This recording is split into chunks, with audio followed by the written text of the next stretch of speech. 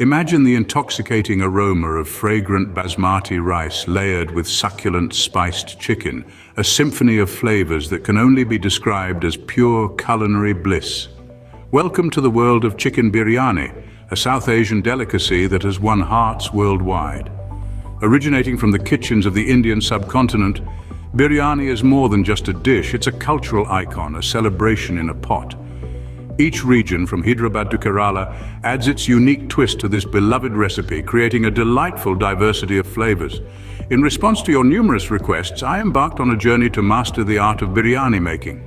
And let me tell you, it was a delicious adventure indeed, filled with fragrant spices, juicy chicken, and fluffy rice. The result is a recipe that's authentic, flavorful, and surprisingly easy to make. Today, you will learn how to make an authentic, restaurant-style chicken biryani right at home. The magic of biryani lies in its ingredients. Each one plays a crucial role in creating a masterpiece. First up, we have the chicken. It's essential to use thighs and drumsticks for a biryani that's juicy and flavorful. Chicken breast tends to dry out and become rubbery during the lengthy cooking process, so we'll steer clear of that. Next, we have the yogurt. This acts as a tenderizer and adds a tangy kick to the masala. You can use Greek yogurt, plain yogurt, or homemade curd, depending on your preference.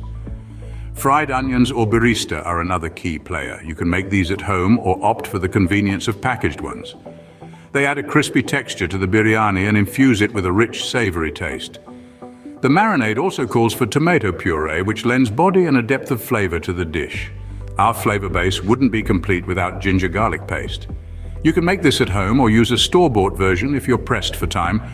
Whole spices are the heart and soul of biryani. Bay leaf, cloves, green cardamom, and saffron give the biryani its distinct wafting aroma.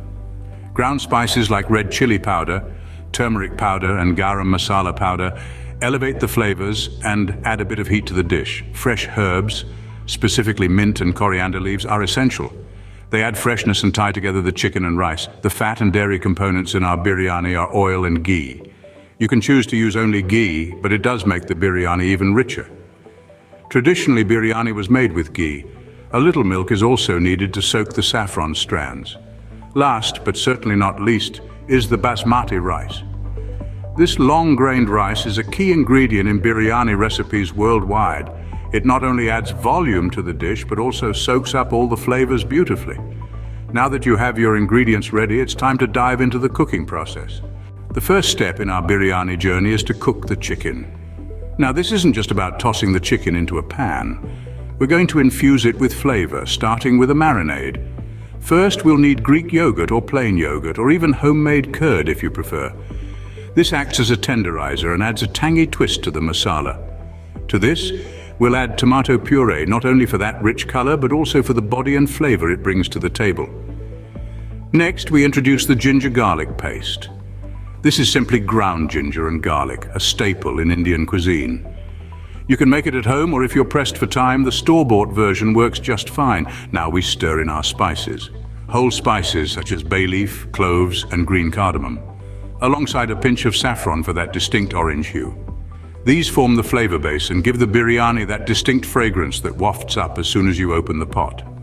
Our ground spices include red chili powder, turmeric powder, and garam masala powder. If you're living outside India and can't find red chili powder, a mix of paprika and cayenne does the trick. We mix all these together to create a marinade that's aromatic, flavorful, and full of promise. Once the marinade is ready, we introduce our chicken. Thighs and drumsticks are the best choice here because they remain juicy and don't overcook through the long cooking time. The chicken is then lovingly coated with the marinade. Make sure every piece is covered. This isn't just about flavor. It's about ensuring that the chicken is tender, juicy, and mouth-wateringly delicious. Then comes the cooking. We cook the chicken until it's tender, juicy, and infused with the flavors of the marinade. It's a slow process, but oh so worth it. With your chicken cooked to perfection, it's time to prepare the rice. The next step is to prepare the fragrant basmati rice and start layering our biryani. It's the moment when all the magical elements of our chicken biryani come together. First, let's focus on the rice. You want to cook it until it's only half done, and here's why. The The rice will continue cooking as we layer our biryani and seal it to cook. So overcooking it now will lead to mushy biryani later, and we definitely don't want that. To cook the rice, bring a large pot of water to a boil. Add a generous pinch of salt, a couple of bay leaves, and a few cardamom pods for extra flavor. Then gently add in your washed and soaked basmati rice. Keep a close eye on it. We're aiming for that sweet spot where the grains have started to soften but still have a bite to them. This usually takes around 5 to 7 minutes, but timings can vary based on the type of rice and its age. Once the rice is ready, drain it immediately to stop the cooking process. Now our rice is ready for layering. Now let's move on to the layering. Begin with a layer of the cooked chicken at the bottom of a heavy-bottomed pot. This forms the base of our biryani. Then, layer half of your partially cooked rice on top of the chicken. Sprinkle over a handful of fried onions, a generous dusting of chopped mint and coriander leaves, and a few spoonfuls of saffron-infused milk.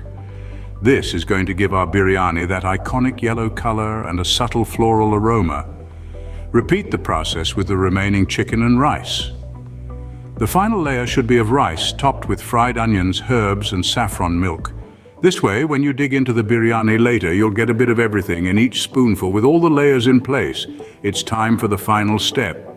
Cooking the biryani. The anticipation of lifting the lid to reveal the beautifully cooked biryani is one of the best parts of this culinary journey, and we're almost there. Now comes the most exciting part, cooking the biryani to bring all the flavors together.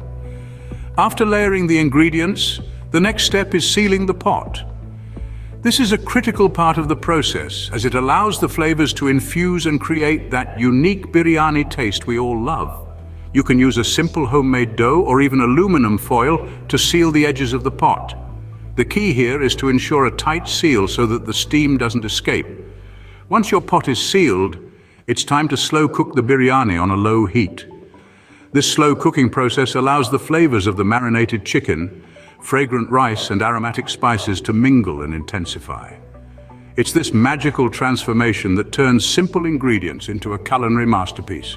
And there you have it, a flavorful, aromatic chicken biryani that is sure to impress. Enjoy this culinary masterpiece with loved ones and celebrate the joy of home cooking.